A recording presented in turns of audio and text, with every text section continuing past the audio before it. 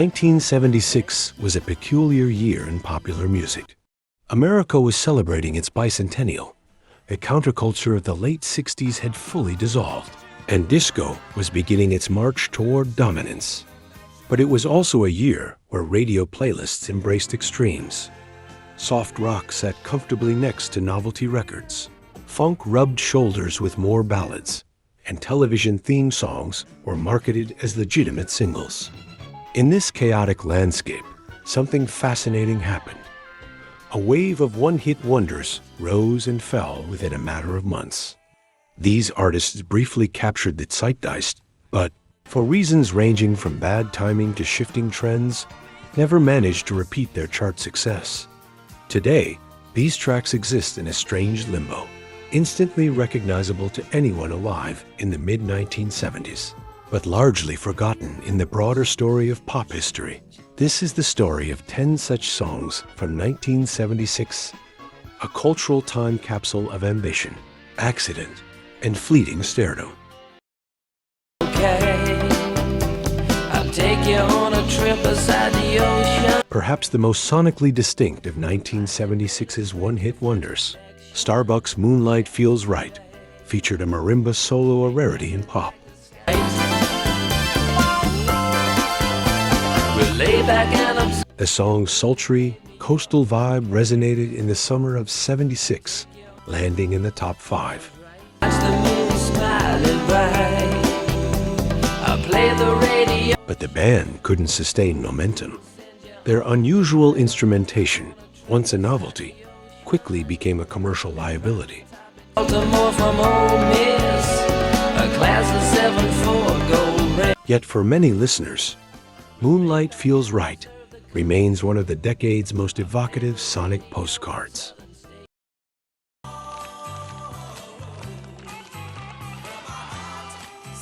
Silver, a short-lived soft rock band, scored their only hit with this breezy single.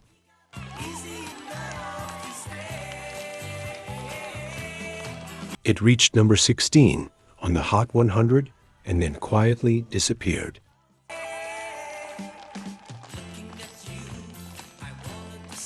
For decades, the song lingered only in nostalgia playlists until Marvel's Guardians of the Galaxy Volume 2 resurrected it in 2017.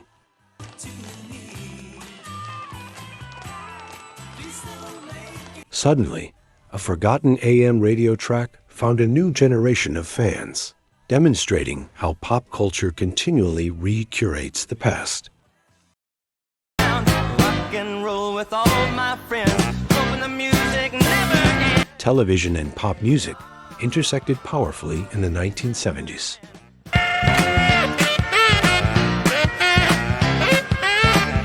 The theme song to Happy Days, performed by Pratt and McLean, leapt from TV screens to radio, peaking at number 5. Monday, happy days. Tuesday. But like many TV-linked hits, it was inseparable from its context. The duo faded, while the show became an American icon. Hello, blue. There's nothing can hold me when I hold you. It feels so right. The song remains instantly recognizable, but its artists are footnotes to a television juggernaut. Through the moonlit nights with your love. Though later successful in country music, the Bellamy Brothers' only major pop crossover came in 1976. Just let your love flow. Let Your Love Flow was breezy, optimistic, and perfectly timed for the post-Vietnam mood. For the one sweet nights, and there's a reason for the. It went to number 1, then slowly transitioned into a staple of the country charts as the duo reinvented themselves. And you'll know what I mean. It's the season. While not forgotten, their pop-era identity is largely overshadowed by their country career, making this track a transitional relic of a group that would redefine itself elsewhere.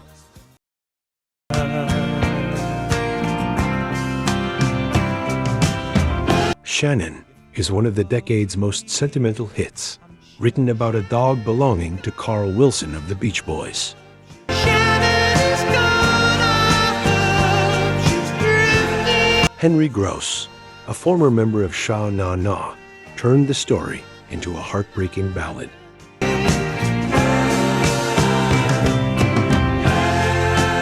The song peaked at number 6 in the US, but Gross never reached the charts again. What remains is a reminder of how the 1970s embraced emotionally direct songwriting, even when the subject was unconventional.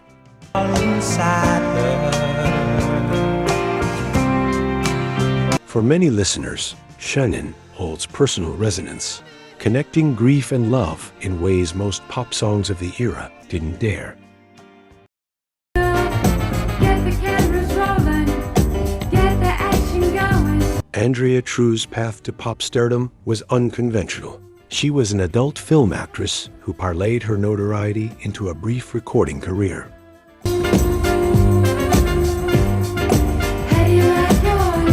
With producer Greg Diamond, she crafted More, More, More, a sultry disco anthem that broke the top 5. But if you want to know how I really feel, Though True never had another hit, the song proved enduring. Decades later, Canadian group Len sampled its instrumental hook for their hit Steal My Sunshine.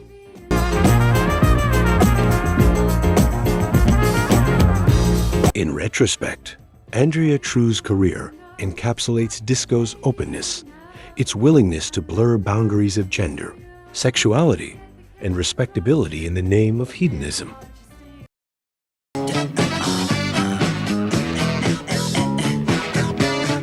Novelty records have always been part of pop history, but Disco Duck is arguably its most absurd apex.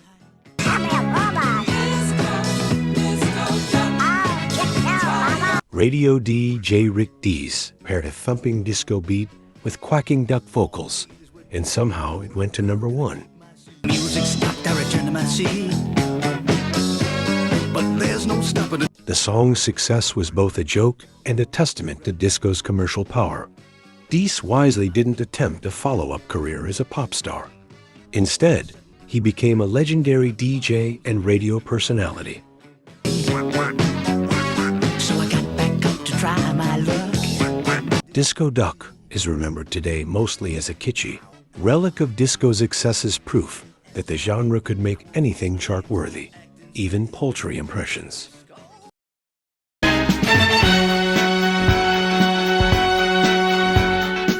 Disco was not subtle in 1976, and Walter Murphy leaned into that with audacity.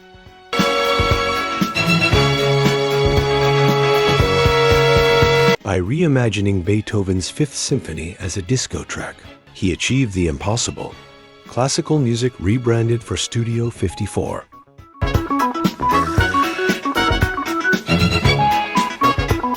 The song hit number 1, later immortalized on the Saturday Night Fever soundtrack. Murphy would never chart that high again, though he reinvented himself as a composer for television, working extensively with Seth MacFarlane on Family Guy.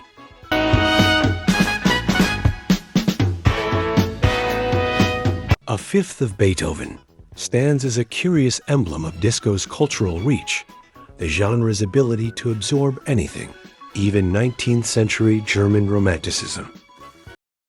I was gonna be here anyway. thinking of you's Few songs illustrate the contradictions of 1970s pop more than Afternoon Delight. On the surface, it's a sweet-sounding folk pop tune with angelic harmonies.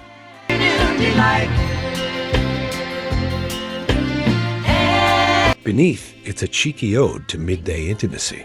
The single went to number 1 and even won Starland Vocal Band the Grammy for Best New Artist in 1977.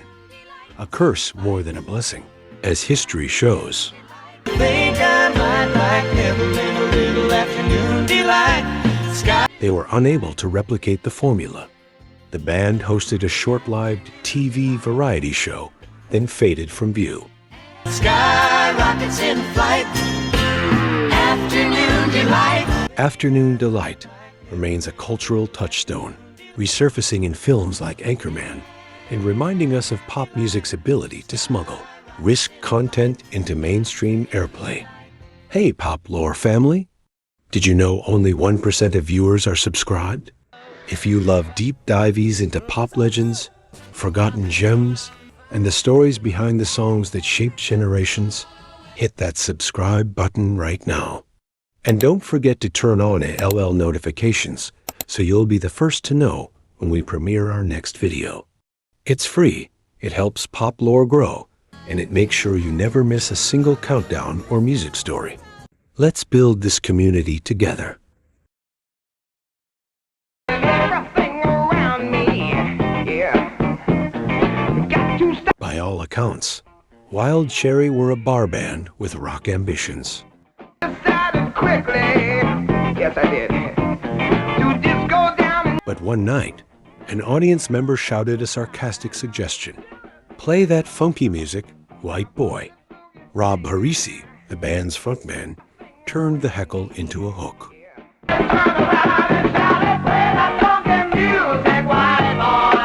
The song shot to #1 on the Billboard Hot 100 and became an anthem of funk rock. Yet the group couldn't escape the shadow of their own hit.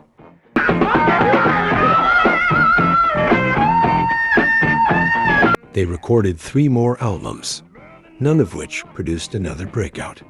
Today, Play That Funky Music survives as a party staple, sampled endlessly in hip-hop.